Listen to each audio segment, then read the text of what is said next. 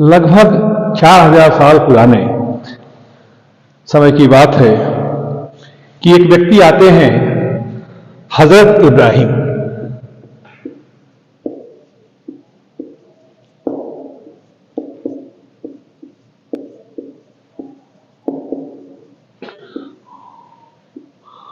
और ये जो तीनों रिलीजन है, इस तीनों रिलीजन में हजरत इब्राहिम से ही ये जुड़े हुए लोग हैं। चाहे वो यहूदी की बात हो, चाहे वो क्रिश्चियन की बात हो, और चाहे वो इस्लाम की बात हो। और इन्हीं के दो लड़के हैं, इस्माइल और इसाक। इस्माइल से ही आगे चल करके लंबे समय में इस्लाम का ओरिजिन होता है, और उसमें 570 एडी में हजरत मोहम्मद का बर्थ होता है। और लगभग 613 के आसपास वो छोटे मोटे उपदेश देना शुरू कर देते हैं। और 621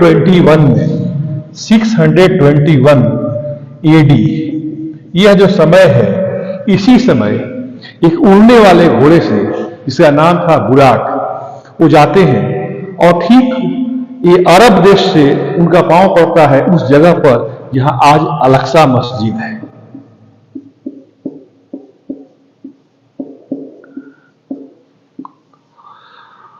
जहां अल-अक्सा मस्जिद है वहां जाते हैं, और उसी के बगल में आप देखोगे कि जो 35 एकड़ का जो लैंड एरिया है, उसी लैंड एरिया में जो डोम ऑफ द आर्क है,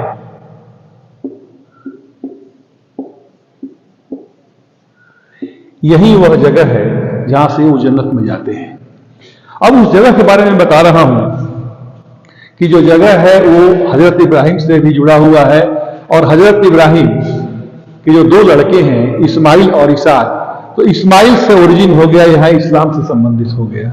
और जो इसाक हैं, वही इसाक से आगे चल करके उनका लड़का जैकब होता है।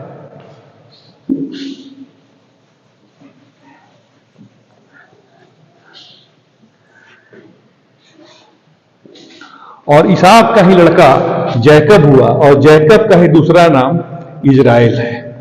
और इसी के 12 बच्चे होते हैं, और इसी से यहूदी में 12 कबीले बनते हैं। जैकब का ही दूसरा नाम इजराइल है। जो इजराइल जो नाम है वह जैकब से ही है। तो यहां ठीक ऐसे ही है जैसे कि इंडिया में आप देखते हैं कि जैसे कि भरत के नाम पर भारत हुआ, वैसे ही इजराइल जैकब के नाम से आ रहा है। जैसे यहां पर कहा जाता है कि रघुकुल रीत सदा चली आई, वैसे ही हजरत इब्राहिम को भी फादर ऑफ फेथ कहा जाता है, क्योंकि इनको एक बार आदेश हुआ कि अपने सबसे प्रिय चीज की बलि देनी है, तो ये अपने बच्चे का ही बलि देने के लिए चले। लेकिन कुछ मैसेंजर आया, उनको रोक दिया, उस जगह पर भेड़ का बलि दिया गया। तो इस ढंग की कहानी है इनसे। दूसरी बातें देखते हैं कि जो आगे जो यूदा जिनसे यहूदी हो रहे हैं, जैकब के लड़के 12 लड़के, उसमें एक यूदा है, यूदा से यहूदी हो रहा है। और वहीं से आगे चल करके 1st सेंचुरी में जहां ईसवी शतक की शुरुआत होती है, उसी में क्राइस्ट भी आते हैं। और क्राइस्ट को पनिशमेंट देने वाले जो लोग हैं, उस समय की व्यवस्था है। अब इसके बारे में बता रहा हूं मैं कि उस समय जो भी व्यवस्था थी,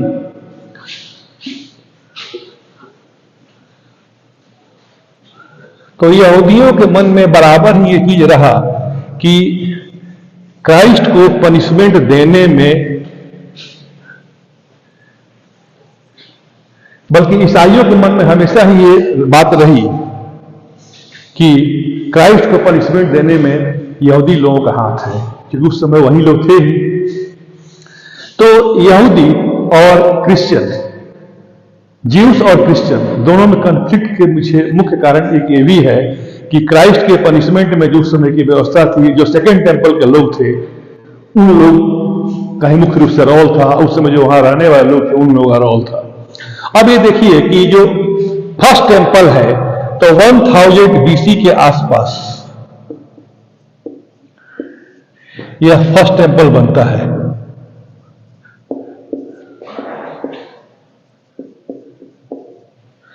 यह 1000 BC के आसपास फर्स्ट टेम्पल बनता है और ये 6th सेंचुरी में इसको बेबीलोनियन के द्वारा 6th सेंचुरी में जो बेबीलोनियन है उनके द्वारा डिस्ट्रॉय कर दिया जाता है।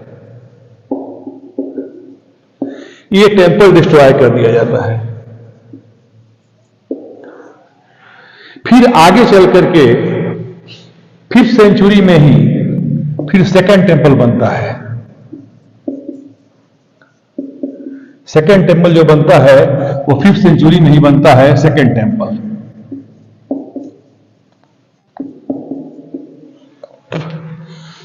और इस सेकंड टेम्पल में ही जो इसका वेस्टर्न वॉल है, इसको भी आगे 1st सेंचुरी में 70 AD में इसको भी डिस्ट्रॉय कर दिया जाता है रोमन्स के द्वारा। रोमन्स के द्वारा इसको भी डिस्ट्रॉय कर दिया जाता है और इसी का एक वॉल बचता है जिसको कि वेस्टर्न वॉल बोलते हैं।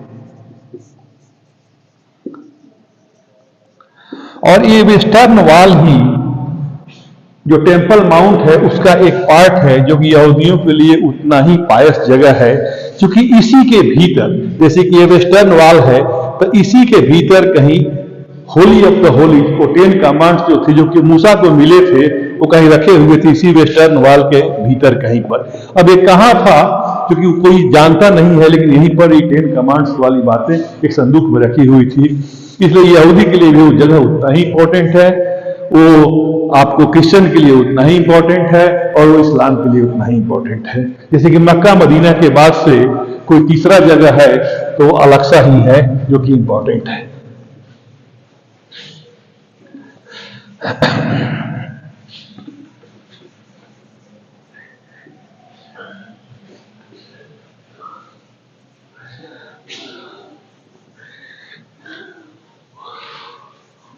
वो जगह जो इजराइल जो है वह इजराइल उस जगह से 3 बार यहूदियों को झटका लगता है। पहला तो जब फर्स्ट टेम्पल जब डिस्ट्रॉय होता है उस समय भी यहूदियों को छोड़ना पड़ता है। फर्स्ट टेम्पल जब डिस्ट्रॉय होता है 6th सेंचुरी में BC में, इस समय भी ज्यूस वहां से हटाए जाते हैं। फिर जब सेकेंड टेम्पल जब डिस्ट्रॉय होता है, सेकेंड टेम्पल,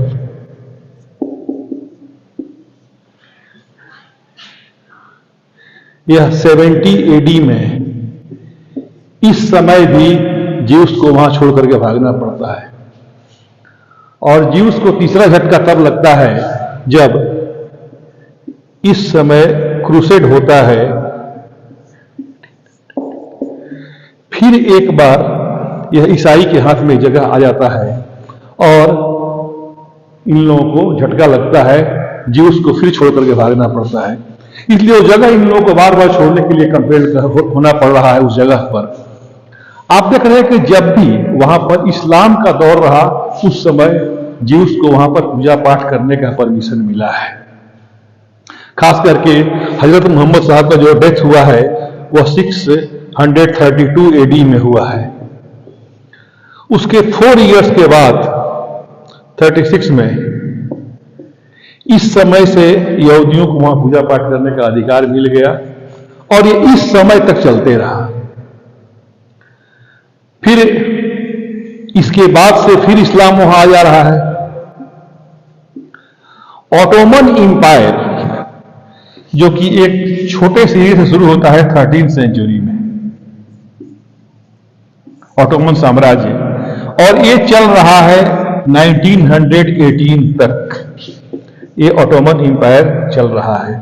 1st सेंचुरी के लास्ट में ये आपको 20th सेंचुरी में जो वर्ल्ड वार होता है, जो वर्ल्ड वार के पीरियड है 14 to 18, तो इसमें ऑटोमन इंपायर का पावर काफी कम हो जाता है और एरिया कम हो जाता है। और उस समय देख रहे हैं कि जो ये जो जगह है वो सीधा कंट्रोल में आ जाता है ब्रिटेन के हाथ में। फर्स्ट वर्ल्ड वार के बाद से ये जगह सीधा कंट्रोल में आ जाता है ब्रिटेन के हाथ में। और 1917 में ब्रिटेन के फॉरेन सेक्रेटरी हैं बाल्फोर। बाल्फोर डिक्लेरेशन है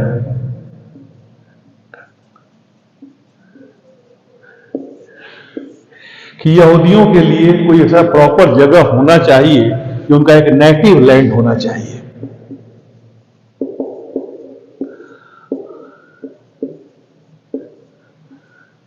नेटिव लैंड फॉर ज्यूस। और इसमें जो उस समय का जो पॉपुलेशन वहां का है उसको बिना डिस्टर्ब किए हुए लैंड बनना चाहिए, इस ढंग की बातें आती है। और 1922 में वहां पर 11% ज्यूस हो जाते हैं। एक सर्वे के अनुसार देखते हैं कि 1945 में वहां पर ज्यूस की संख्या 31% हो जाती है।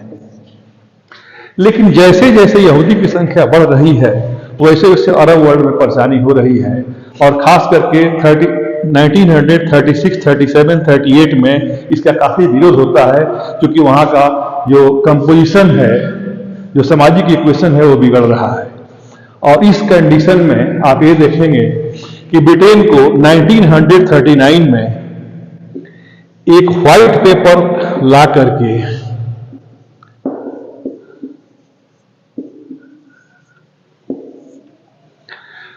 और फर्दर यहूदी का वहां पर आगमन नहीं हो, ये रोक लगाना पड़ता है। और इसके चलते परेशानी हो रही है।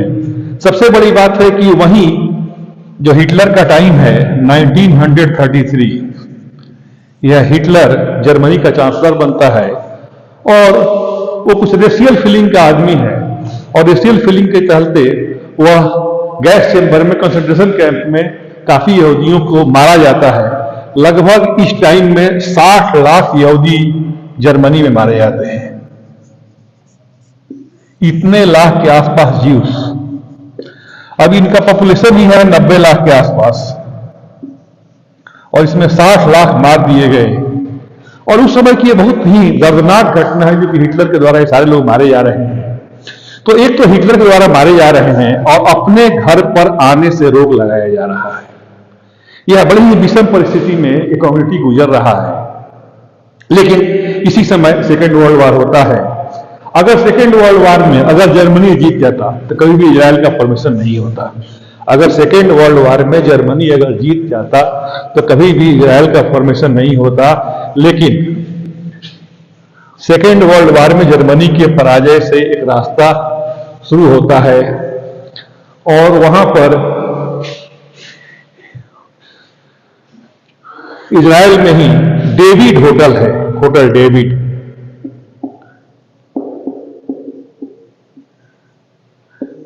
जहां से कि ब्रिटेन रूल कर रहा है। ये डेविड होटल में ही वहां की एक संस्था है इरगुन के द्वारा अटैक किया जाता है, बम विस्फोट किया जाता है, जिसमें कि 91 ब्रिटिशर्स मारे जाते हैं। इतने ब्रिटिशर्स मारे जाते हैं क्योंकि उसी होटल से वहां का शासन चल रहा है। दूसरी बात ये देखते हैं कि ठीक ये 46 की घटना है, ये घटना है 46 की, 1946 की। 1947 में इरगुन के लोग 2 ब्रिटिश सैनिक को पकड़ करके सरेआम फांसी दे देते हैं। अब स्थिति ऐसी होती है कि लगता है कि ब्रिटेन को लगता है कि हम कहां फंस गए, और वो इंडिपेंडेंस की बात सोचने लगता है कि इन लोगों को, और ये चीज इस मामला को यूएनओ को सौंप देता है। अब देखिए कि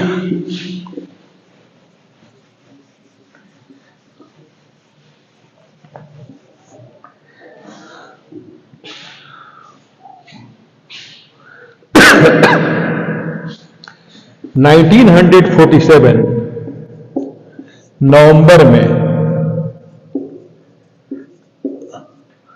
29 नवंबर को यूएनओ के रिजोल्यूशन नंबर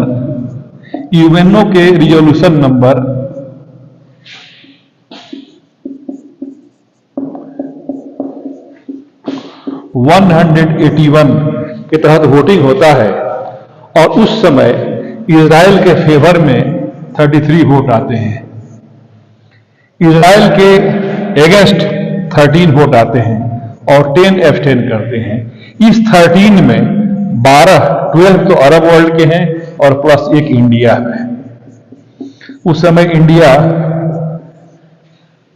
नेहरू जी के साथ, नेहरू जी के प्रतिनिधित्व में है और 13 में 12 अरब वर्ल्ड है जो कि इजराइल का अपोज करता है और उस समय लगभग 52% के आसपास जो लैंड है यह इजराइल को मिलता है।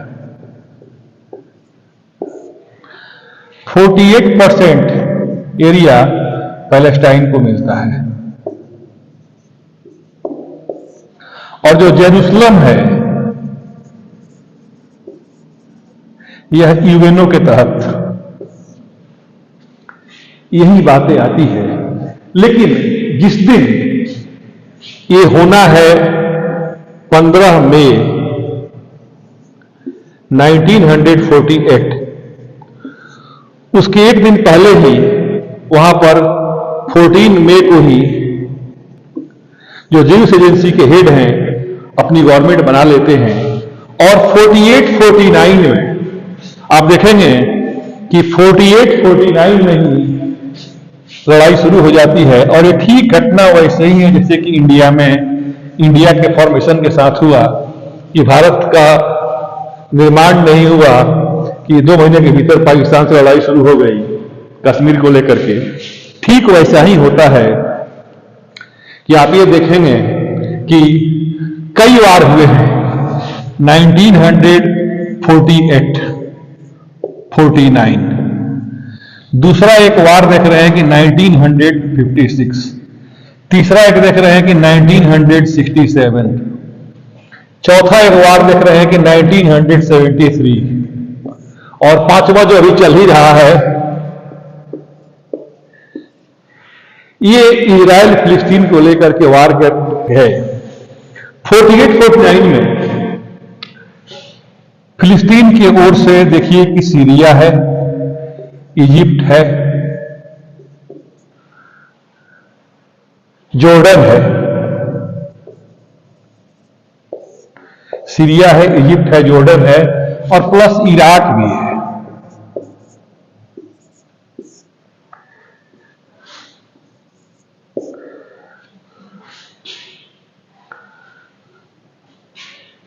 ये सब लोग, ये लगभग 2 साल वार चलता है, 1.5 साल वार चलता है, 1.5 साल वार चलता है और इसमें ये लोग सम्मिलित रूप से सभी लोग हारते हैं। ऑब्वियस है कि यहां पर यूएसए का सपोर्ट है, यूके का सपोर्ट है इसको, इजराइल को, और ये सभी लोग हारते हैं। और जो एरिया मिला हुआ है उससे भी बड़ा एरिया, लगभग अब आधा यरूशलेम जो हाफ है, हाफ यरूशलेम, इस पर इजराइल काबिज हो जाता है। 56 में चूंकि अरब राष्ट्रवाद के प्रतीक और खास करके उस समय के जो नेता हैं इजिप्ट के, अब्दुल नासिर हैं और अब्दुल नासिर सुएज कैनाल को नेशनलाइज करते हैं, सुएज कैनाल को नेशनलाइज करते हैं और इजराइल को रोक लग जाता है और इसमें इजराइल को युद्ध होने के लिए बाध्य होना पड़ता है और उस समय इजराइल बल्कि सिनाई का जो बहुत बड़ा एरिया है उस पर भी कब्जा कर लेता है। बाद में यूएन के इंटरवेंशन से सुएज कैनाल में अपने शिप को ले जाने का इजराइल को परमिशन मिलता है। तो यहां भी देखिए कि यहां पर चूंकि सुएज कैनाल में फ्रांस के, ब्रिटेन के भी शेयर लगे हुए हैं, तो फ्रांस और ब्रिटेन की तो इज्जत खत्म हो ही जाती है चूंकि ये नेशनलाइज कर लेते हैं और इसके भी प्रभाव बढ़ते हैं चूंकि इजराइल अपने ताकत के बल पर सुएज कैनाल में अपना जगह बना लेता है और ये परमिशन मिल जाता है। सबसे प्रेस्टिजियस 1967 का वार होता है। इस 67 के वार में उस समय भी इजिप्ट भी है, सीरिया है और जॉर्डन है, ये तीनों कंट्री है और ये 6 डेज वार इसको कहा जाता है। और इस वार में महज 3 घंटे के भीतर, ये 6 डेज वार चलता है, लेकिन महज 3 घंटे के भीतर इजराइल कुछ ऐसा करिश्मा दिखाता है कि चूंकि इस बात पर मैं चर्चा कर देता हूं थोड़ा सा, चूंकि इस बार में एक ऐसा करिश्मा दिखाता है इजराइल,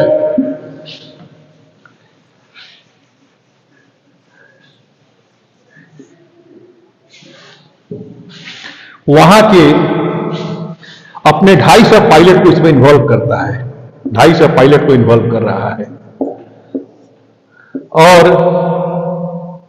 इनके फ्लाइंग आवर्स भी काफी अधिक हैं, फ्लाइंग आवर्स इनके काफी अधिक हैं। ये प्रॉपर मॉक ड्रिल किए हुए हैं, मॉक ड्रिल किए हुए हैं, इनके फ्लाइंग आवर्स अधिक हैं। और ये लोग मेडिटेरेनियन सी और जो रेड सी है, मात्र सी लेवल से एकदम 15 मीटर ऊपर ही अपना फाइटर प्लेन को उड़ाते हैं और सीधा लेके चले जाते हैं इजिप्ट के। और इजिप्ट के जितने बड़े बड़े एयर बेस हैं, सारे एयर बेस को खत्म कर देते हैं, सारे एयर बेस को खत्म कर देते हैं। इजिप्ट के 420 में से 286 इतने प्लेन को 3 घंटे के भीतर ध्वस्त कर देते हैं। सारे बड़े बड़े रनवे को खत्म कर दिए, 286 फाइटर जो उसके प्लेन थे उसको कर दिए, बड़े बड़े जो भी प्लेन थे उसको खत्म कर दिए। 1/3 पायलट, लगभग 7-10 में घटना शुरू होती है और इसमें लोग प्योर रेडियो साइलेंस का सहारा लेते हैं।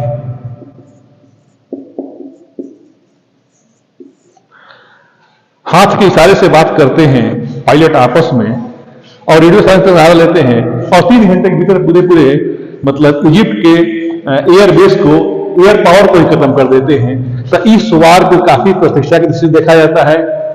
फिर आप देखिए कि 73 में अब नासिर नहीं रहे, इसके बाद से आ गए हैं अनवर सादात, आ गए हुए हैं अनवर सादात, अनवर अल सादात। ये चाह रहे हैं कि हमारा जो सिनाई का एरिया है उसको ले लिया जाए, लेकिन मात्र 2 आदमी ही शुरू करते हैं वार।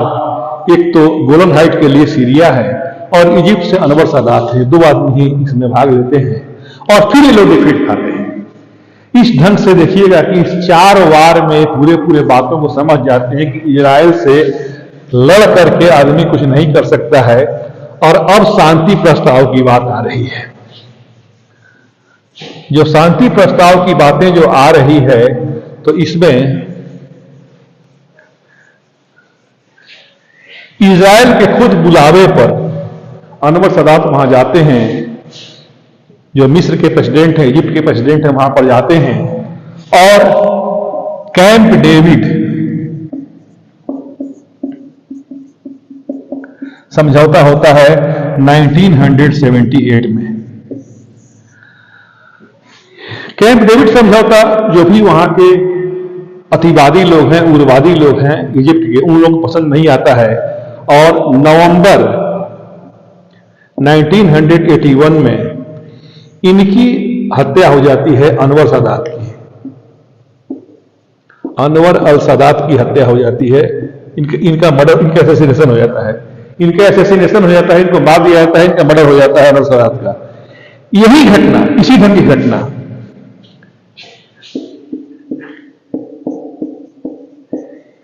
इज्जाक जो रैबिन है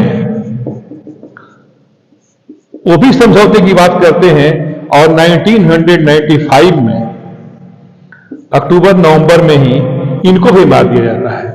2 आदमी का शहादत, एक बार इजिप्ट में, एक बार इजराइल में, इन 2 आदमी मारे जाते हैं समझौता की बातों को लेकर के। चूंकि वो समझौता कर रहे हैं, जो उग्रवादी लोग हैं, अतिवादी लोग हैं, उन लोगों को समझौता पसंद नहीं है। 2 घटनाएं और होती है। एक तो म्यूनिख ओलंपिक 1972, एक ओलंपिक हो रहा है म्यूनिख में, ये ओलंपिक हो रहा है और म्यूनिख ओलंपिक में कोच सहित इसके 11 खिलाड़ी मार दिए जाते हैं इजराइल के।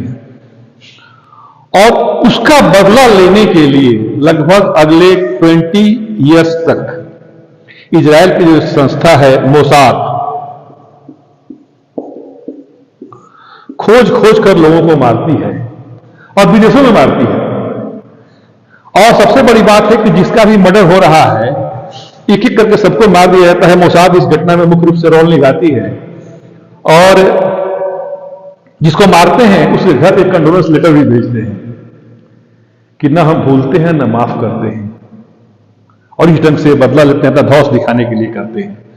एक दूसरी घटना होती है 1976 में तेल अबीब से एक फाइटर प्लेन उड़ता है और वह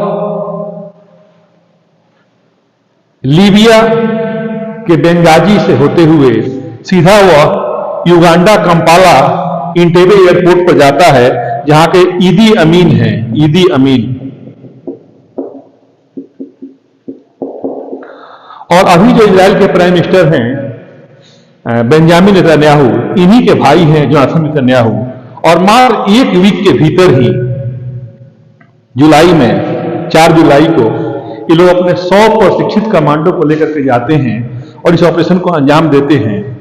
106 इतने इजरायली हैं, उनमें ये लोग 102 को छोड़ा करके चले आते हैं, 3 मात्र मारे जाते हैं। एक हॉस्पिटल में था उसको लोग मार देते हैं, लेकिन कमांडर जो है जोनाथन वो मारा जाता है। और यही जो अभी जो बेंजामिन नेतन्याहू है इन्हीं का एक बड़ा भाई है। तो ये एक दूसरे कंट्री में जाकर के इस ढंग का ऑपरेशन चलाकर के सक्सेसफुली अपने 106 लोगों में से 102 लोगों को लेकर के चला आना। एक हॉस्पिटल में था, इसको लोगों ने बाद में मार दिया, मात्र 3 व्यक्ति मारे जाते हैं और एक सफल ऑपरेशन देता है। इस ढंग की घटना होती है। अब देखिए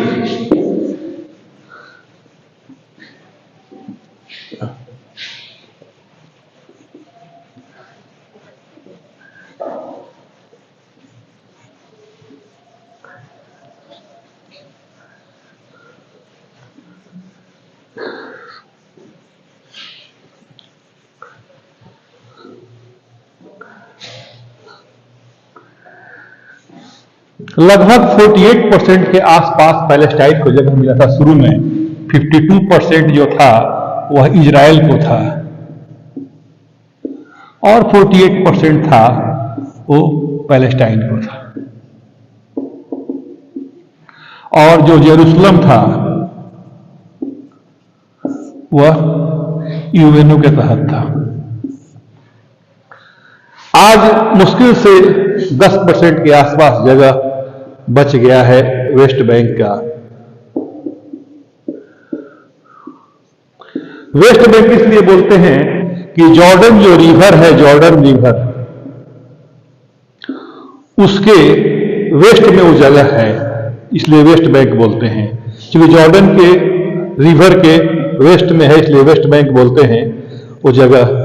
तो जो वेस्ट बैंक का जो एरिया है उस पर लगभग, और जो दूसरा एरिया है वो गाजा का एरिया है जो कि इजिप्ट से जुड़ा हुआ है, जहां की ये हमास की समस्याएं चल रही है। अच्छा, समस्याओं की जड़ में मुख्य कारण यही है कि अल अक्सा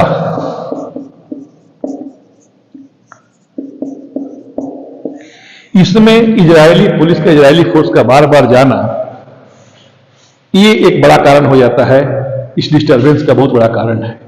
और इजराइल के द्वारा बार बार हस्तक्षेप, क्योंकि इजराइल धीरे धीरे अपना एरिया बढ़ा रहा है, इसलिए इस डिस्टर्बेंस का मुख्य कारण ये हो रहा है। इसलिए अब तो प्रैक्टिकल सोल्यूशन यही है कि वहां पर पैलेस्टीन भी रहे, वहां पर इजराइल भी रहे, क्योंकि सत्य को स्वीकार करना चाहिए।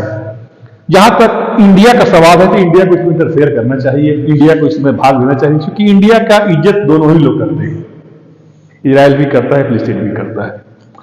अब इसमें यह बात है कि थोड़ी बहुत जो हमारी जो बीजेपी की गवर्नमेंट है, तो बीजेपी की गवर्नमेंट में थोड़ी सी पॉलिसी हमारी प्रो इजराइल हो जाती है। वही जो कांग्रेस की गवर्नमेंट रहती है तो हम लोग प्रो पैलेस्टाइन हो जाते हैं। आम आदमी की जहां तक सवाल है तो आम आदमी इजराइल के पक्ष में बोलता है, कुछ लोग रिलीजियस सेंटीमेंट में फिलिस्तीन के पक्ष में बोलते हैं, जो लेफ्ट विंग है वो फिलिस्तीन का पक्ष लेता है। अभी इंडिया में यही स्थिति है। तो यही चल रहा है, यही अभी है। इसका सॉल्यूशन यही है कि दोनों ही रहे और दोनों ही को शांतिपूर्वक वहां, चूंकि यरूशलेम एक ऐसा शहर है जो सिखाता है हमको, यरूशलेम कि यरूशलेम जो जगह है वहां पर क्रिश्चियन भी है, वहां पर आपको ज्यूस भी हैं और वहां पर आपको इस्लाम भी है, और तीनों ही वहां रह सकते हैं, तीनों ही रह रहे हैं, शांतिपूर्वक रहे। इसी में विश्व की भलाई है।